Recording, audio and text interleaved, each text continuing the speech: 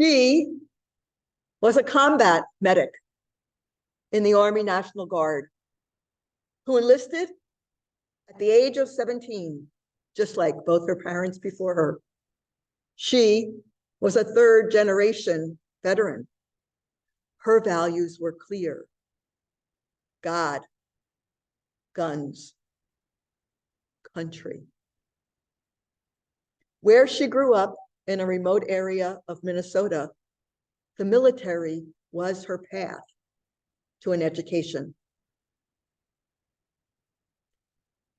In 2003, when she was 23, her unit was called up and she began a 397-day tour in Iraq. One night, during a briefing, her team learned about a strategy that the enemy used. They'd position a child, an Iraqi child, on the road as a military convoy approached. Her sergeant warned that stopping to save the child's life would result in an ambush of the soldiers and the vehicles at the end of the convoy. Each soldier was asked to commit to protect their battle buddies. For her, this was a turning point as she struggled with the morality of war. Specifically, how to reconcile God's call to love her enemies with her country's command to be willing to kill. From that day forward, she chose to be a peacemaker in a war zone. This shift in mindset led to an unlikely friendship with an Iraqi woman in a rural village.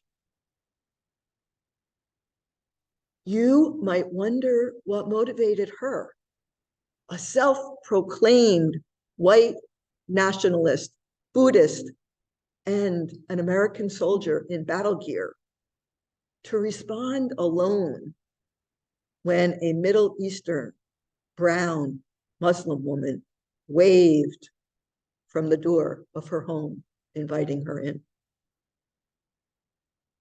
What happened surprised her. The woman hugged her. They connected at a human level and trusted each other. The motivation was love. Lesson learned: regardless of where we are born or the uniforms that we wear, we are all in the same family, the human family, and our roots are intertwined. Her name is Diana Ostrike. She shares her conversion experience in Iraq in her memoir entitled Waging Peace, One Soldier's Story of Putting Love First. Her tenure in Iraq shaped how she lives decades later and the decisions that she makes with her husband and family every day. I recently learned that on January 23rd, the Fellowship of Reconciliation will interview Diana on a free Zoom conversation. If you're interested, I'll be happy to share the link with you. Rather than limiting the Epiphany message to a story of wise men or wise ones, a star, corrupt leaders, cool gifts, and taking an alternative route home, let's recognize that Epiphany is the recognition of the universality of God's love for all of humanity. No exclusions. Let's challenge ourselves in every person we encounter to see and experience a God with skin on that we can touch. Although we don't have to take the parable we hear in Matthew's gospel today literally, I think it's a good idea to take the message behind it seriously. An epiphany is a happening, not an activity or a decision.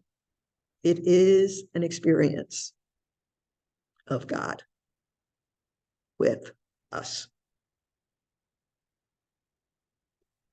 We'd love to hear where you have found God in the unexpected and surprising, or when you've been literally overwhelmed with joy. Shortest homily ever.